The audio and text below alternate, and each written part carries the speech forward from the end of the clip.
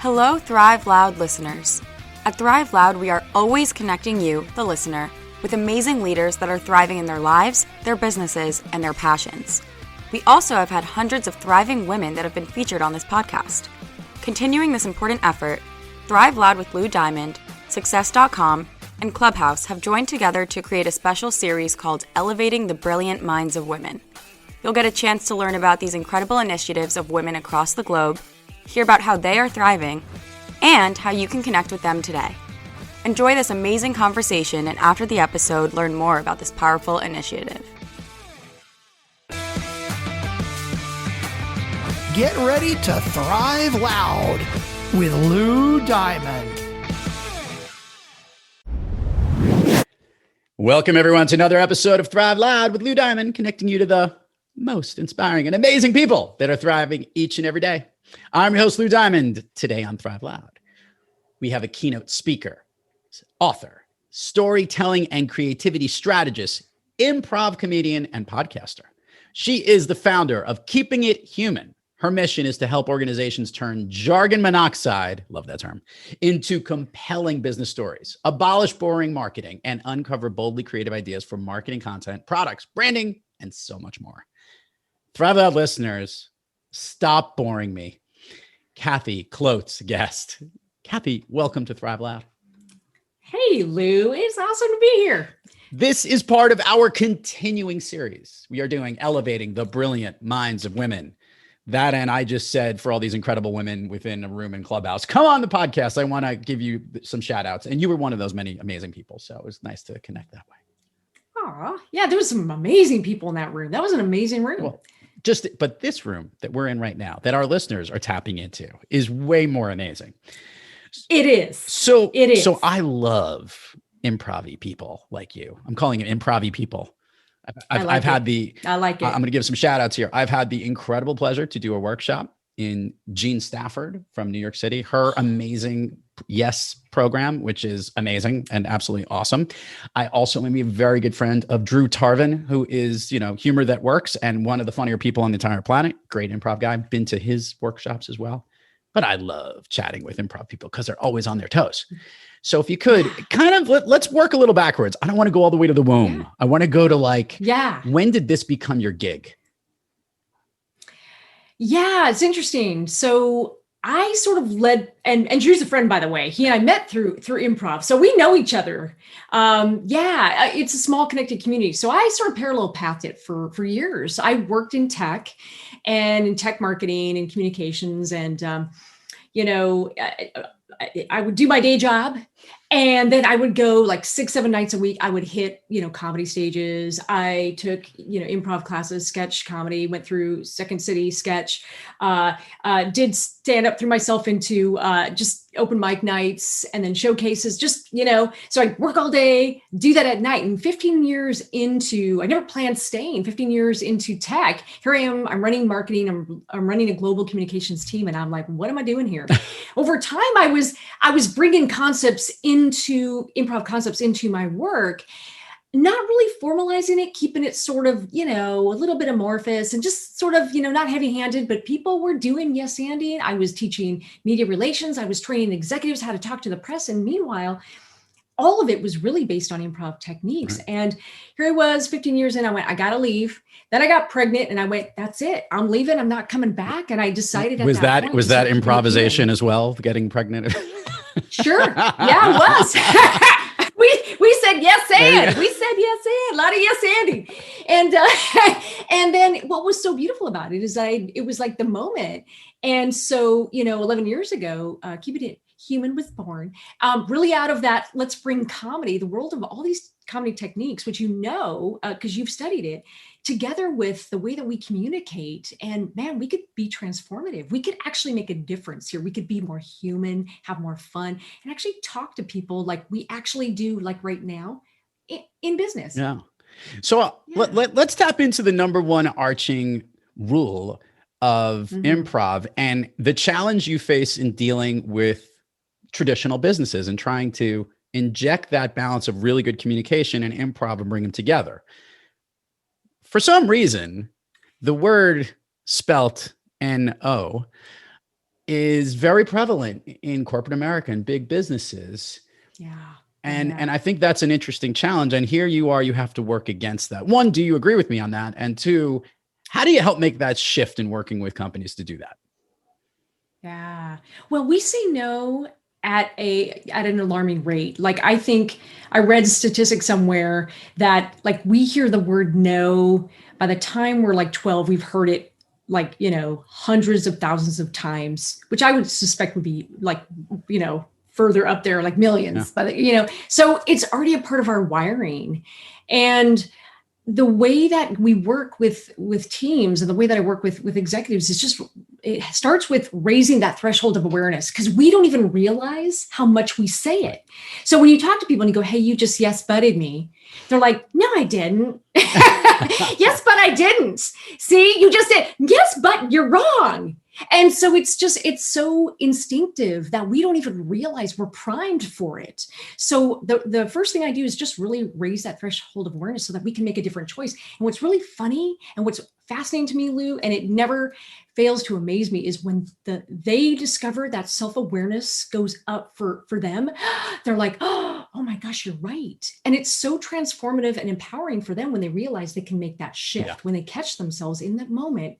They can make that choice to change their energy.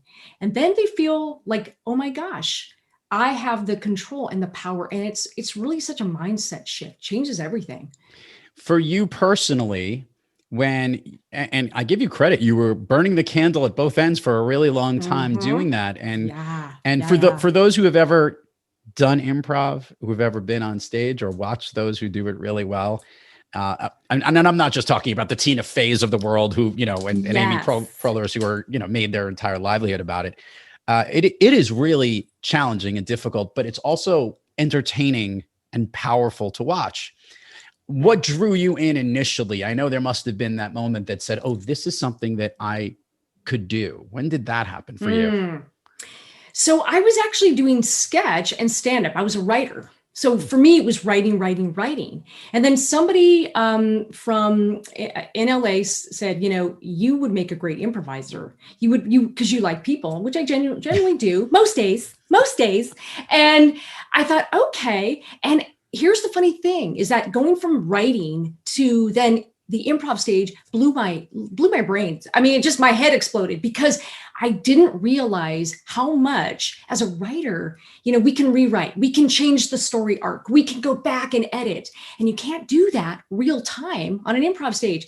And so the first year that I did improv, I was like, what is this? Oh my God, I don't know what I'm doing. And by the second year I had a rhythm and I fell in love with it because I realized how magical to create something from nothing with other people, just simply because we listened to the offer and we yes-anded it. And then we added on in a beautiful, magical way. And I'm creating something that will never exist in the world, but for the fact that we got together right here, right now, and we created it. And I realized that, my gosh, if we could tell stories like that all the time, like in business, if we could actually listen to each other and co-create, oh my God, this would be transformative. Yeah. So it sort of changed, my world just opened up. It was just super transformative. Yeah. So Kathy, I love asking facilitators, coaches, consultants, speakers this question because it's the aha moment. And sometimes I'll ask what that aha moment is when you're delivering a keynote, but I want to do it a little differently with you because the whole point of this conversation is we're going to keep you on your toes as much as possible.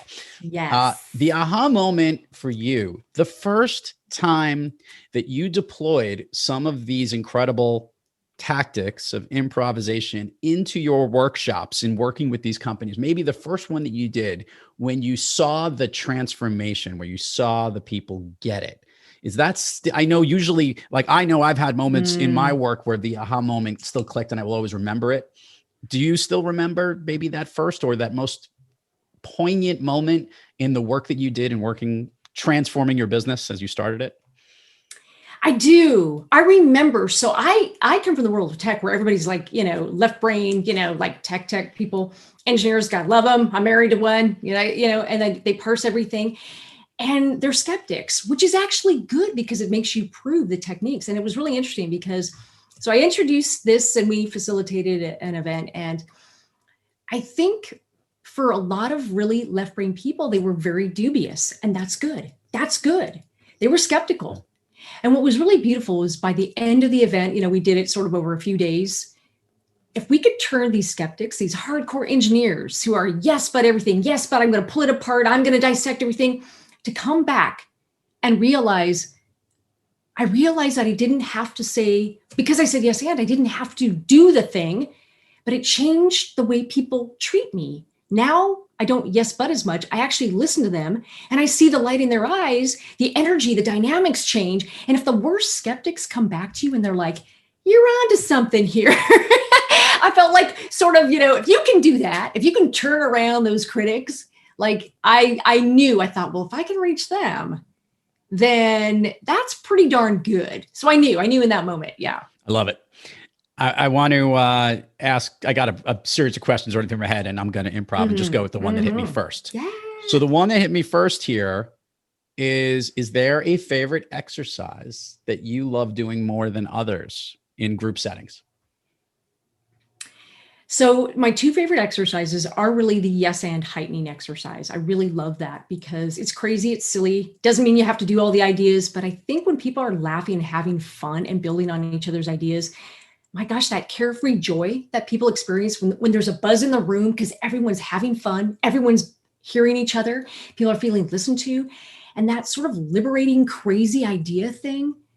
What joy. Yeah. Like that's fun for me. The other thing I would say is just mashups. When people realize that, so much of the world isn't even creating, if you have a new idea, it's not that you just created this out of nothing. It's that you took inspiration from everywhere and you mashed things up and you came up with something new by just adapting what's already out there. And anyone can do it. And I think when I see people get excited about their own creativity, Lou, I get excited because I think there's a lot of people feeling like they're constantly being told no in companies. They don't feel safe, psychologically safe. They feel undermined, like nobody gives them credit for their own creativity. And then when they start to feel like, oh my gosh, I haven't felt this creative in a while, that's fun. That's just a great feeling. Because then people go, oh my God, I didn't realize all the things that come from just simply saying yes and seeing things in new ways. And that's not that hard once we learn how to do that. So those two exercises make me happy. I like it. They do. Those are fun. We'll yeah. One of these days, we're going to do like an improv Thrive Loud thing. And we'll do a whole exercise with other guests. How much fun would that be? That would be amazing. Get all the improv people to do it. Planning. Anyway, okay. I'm there. Focusing it back on you. I love how you told me that you were a writer originally, writing that piece. And today you've written a book. It's Over Her Shoulder for those listening at home. Yeah. And you're a writer today. I want to ask a question that I don't think you're going to ask. Think I'm going to ask you, which is what the show is about. Okay. The best. The writing process for you this time around. Oh, love that reaction.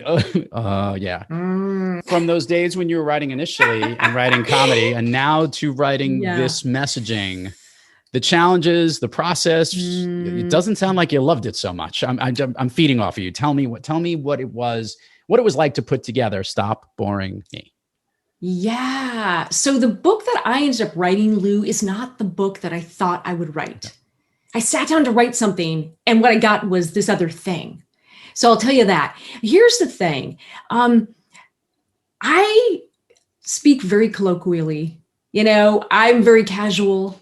And there was something when I first started writing a book and, I've written comedy, like I did sketches at Second City. And so a lot of short little sketches. And if you see some of the videos I put out online, they're just funny little short little sketches. And so I'm used to writing like that. And so there was something about sitting down and writing a book for people that had no background in improv. I found myself like my inner Shakespeare was like, hereforth on this page, I will talk about this. And then I was like, I don't write like that. I don't even talk like that. Like something about sitting down to write, your formal kind of self comes forward. At least it did for me. And I went, this is nonsense. So what I did, because I thought this is not the way to do it, is I actually dictated it and I just spoke it like spoken word, the way I would do a workshop. And then it sort of fell into place when I realized I don't have to do it that way. There's no law that says you have to sit down and like get a, smoking jacket on, get the cigar and write like this. And it was liberating. So I dictated it. And then I had an editor look at it and, of course, like editors do, they give you the tough love and they're like, well, you wrote this like somebody who knows improv. This is for people who don't know anything about improv. And so then we had to do that. So it was a very humbling, wonderful experience. And in the end, I ended up with, I think, a really fabulous book that wasn't what I thought I would write, but I think it came out better. Oh, good. You know what? Why is that surprising to you, though? Because you sat down to do one course of action, a flow took you another way. This is what improv is, right? On where we head and where we go to. Are you give the listeners here before we do the plug section? And I've got some other stuff. I just want to know what the overarching thing about Stop Boring Me is about. What is the biggest takeaway? I think the biggest takeaway for people is anybody can be creative and put fun in their content, their products, their ideas. You are creative. You can do this. And, we're so used to thinking that, well, I'm not funny. Well, okay. It's not about being funny. It's about being fun and playful. And you have that in you. Everybody has it. So, if you're thinking, gosh, I can't do that. It takes extra work, because sometimes it takes extra work not to be boring. Yeah. It's easy to be boring. It's work to think creatively and do the heavy lifting. But here's the thing. If you don't pay that tax on your end as a creator and do that work, you're asking your reader to pay that tax and they won't do it. Yeah. They won't do it. So there is a boring tax, and it's either you're going to pay it or they're going to pay it. And it's better for the creator to go, you know what? What if I just totally forget about the way it's been done before and I do it the way I want to do, and it's fun and it's empowering? How would that work? And the overarching message is, look, with just a little bit of tweaking, a little bit of intentionality, you can unleash humor, fun, play, and anyone can do it. I promise that. I like it. I love asking guests this question. Yeah. And I especially like asking Kathy Klotz-Guest this question. Sorry, I had to do it once. Yes. Yes. We are normally, like yourselves, thriving individuals. Your speaking career, the work you're doing in your consulting business, helping your clients, you are on most days thriving. But there are days, and there are days where we aren't quite kicking on all cylinders. On those days that you're not quite thriving, what practice do you seek, or what individual do you seek out to get yourself back on the thriving track? So I call the days that I'm not thriving 2020. That's what that is. So I call that pretty much that year. We do. We have days our energy wanes. Everybody does. Certainly, I'm not immune. I'm just as human as everyone else. And that's the good news. Everybody can kind of pull themselves up. I think what I do, Lou, is I have friends that I call that make me feel good because they remind me why I do what I do. And I think if you're feeling that way, it's totally normal. Everybody does. Really build yourself a board of directors that hold you accountable. Tough love, but also love. The love part's really important. That also make you go, yeah, that's why you do what you do. And there are going to be days where you're going to have to embrace the suck, and you're going to have to feel what you feel, and they don't let you stay down too long. Yeah, surround yourself with people that remind you that. And that really, really helps. It's the power of community, which is why, again, I love improv. I mean, I love writing. I still do stand-up. I still do write sketches, but I think I will always fall in love with every time I teach new folks. Improv is the power of community, the power of we don't do it alone. I like it. Yeah. Let's do the plug part of the section, Kathy. Share with the listeners all the places people can find you, websites, URLs, social media links. I don't care what it is. Handles. We will put it on the show notes, but it always gets more engagement when they hear it from you. Yeah, sure. Absolutely. So you can find me at keepingithuman.com. You can also find me on Amazon. That's where the book is. You can find me on most of the platforms at Kathy Klotz-Guest, no hyphen, because I'm fancy like that. Yeah. Very creative, Kathy Klotz-Guest. I am comically at Klotz-Guest on the gram, and there's a long story behind that. It's for another podcast, listeners. We'll figure that out. For another podcast. They were like, shorten it. And I was like, that's my name. Anyway. It's all good. Instagram, I'm looking at you. There you go. But yeah. Okay. Are you ready? And permission. Wait, we always have to ask for permission on the stage. So permission to go down Fun Street with me here. Yes, that sounds delightful. Kathy, if you could share with the listeners what you shared with me was your all-time favorite movie. Oh man. And she just doesn't remember. There's so many that I really, really love. No, there's so many. Okay. I love Field of Dreams because it makes me cry. Oh. And I relate to it. Yeah. So how do you connect to that movie? What is the connection? So my dad passed when I was 17 and I so related to Kevin Costner's character. Like you have a falling out with your dad. And if you could go back in time as an adult, but I was 17 when I lost my dad. So when his dad comes out in the field and like the John Williams score is like, and I'm like, and I've seen the movie a million times. I know what's going to happen. And you still cry anyway. It gets me every time. And then I would also say more recently, I rewatched with my 12-year-old, Weekend at Bernie's, and it just cracked me up. And I don't know why. It still cracks me up. And it's like, and it just reminded me of like that Bernie meme going around. Sorry, Bernie. I was like somebody go revive him. Somebody go check on him. Is Bernie okay? And it just made me fall in love with the movie all over again. They filmed that movie in Hampton Bays, out in the Hamptons in Long Island. And I've actually seen the area where they've done it. And it's impossible not to think of that entire scene and the beach, dragging him in the sand and all that stuff. So it's just pretty How cool. do you not? Oh my God. Yes. It's so good. It's actually, it's underrated how good Silverman and, I'm blanking on his name, the other guy. McCarthy. Yes, McCarthy. Andrew McCarthy. Yeah. And McCarthy was like a silly role there. So it was kind of fun. Yes. All so good. So good. Okay. We're going to continue in the speed round of Fun Street here, Kathy. The way this works is, and this should be very good for you, I'm going to ask you something. I want the first thing that comes to your mind. These are things that make you feel good, that lift you up, that motivate you, that make you thrive. You ready? Yes. A song you love to hear or that pumps you up. Eye of the Tiger. Favorite food that's not a dessert. Pizza. Favorite dessert. Chocolate. An activity you wish you did more of. See my friends. Hug my friends. An activity you wish you did less of. Paperwork and billing. Boo. If you could snap your fingers, Kathy, and go anywhere in the world, where are you? New Zealand. Oh, have you ever been? No, Oh, I haven't either. I'm dying to go there. I've seen all those Lord of the Rings movies. I'm always like, oh my God, I got to go to this place. Yes, Colbert's got me into that. I want to go see that. I like it. Kathy Klotz-Guest, truly a pleasure to have you on Thrive Loud. Keep thriving in all the stuff you're doing. Can't believe you're still doing all the stage and everything, but that's what it is. I think you're bringing something to the world that truly is awesome. So thank you so much for coming on Thrive Loud. Well, thanks, Lou. Thanks for having me. You got it. And to all our listeners out there, thank you for joining us. And until next time, keep thriving onward and upward. And remember, be brief, be bright, be gone.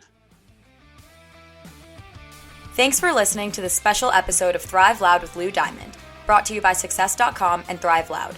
To learn more about this great program and elevating the brilliant minds of women, head on over to thriveloud.com or Success.com. And make sure to follow Lou at Thrive Loud everywhere on social media to learn more about this special series. Thanks for listening.